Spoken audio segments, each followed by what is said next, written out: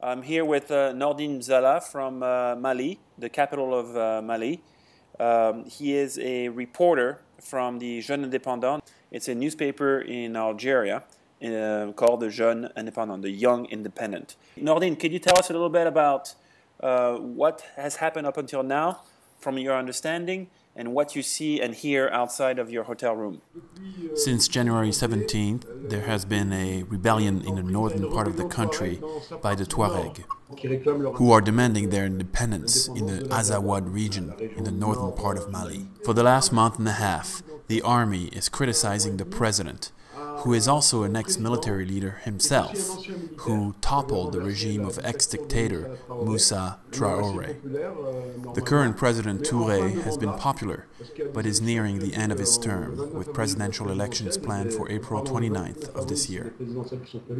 The army is criticizing the president for his lack of toughness and not allocating enough resources to fight the rebellion in the north.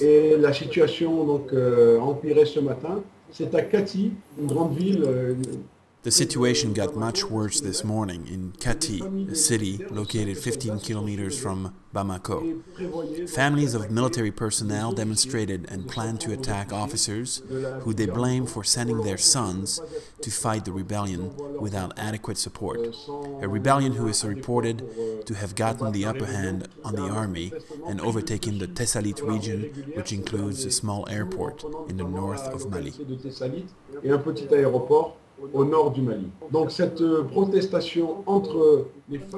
The protest between the families of simple soldiers and the officers was originally supposed to be peaceful.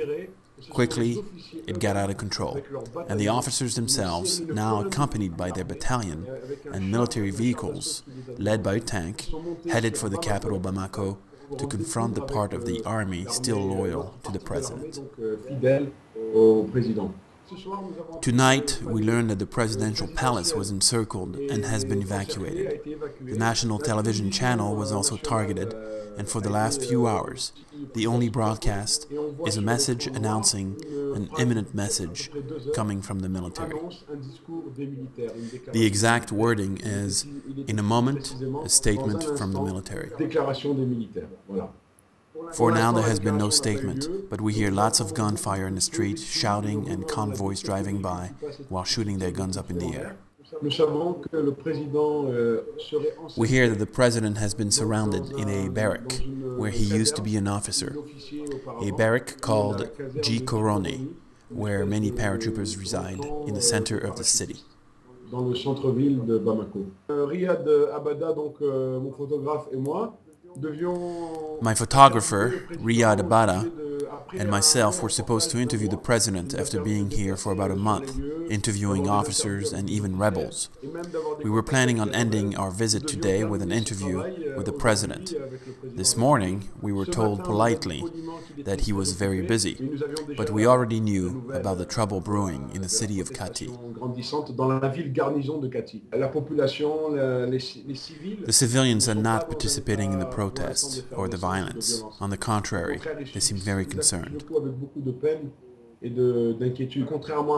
Unlike what we see in Syria and other places, the situation here is completely different. For now, things are pretty serene, but guns are being used. But don't forget that it is soldiers against soldiers, fighting each other with comparable weapons.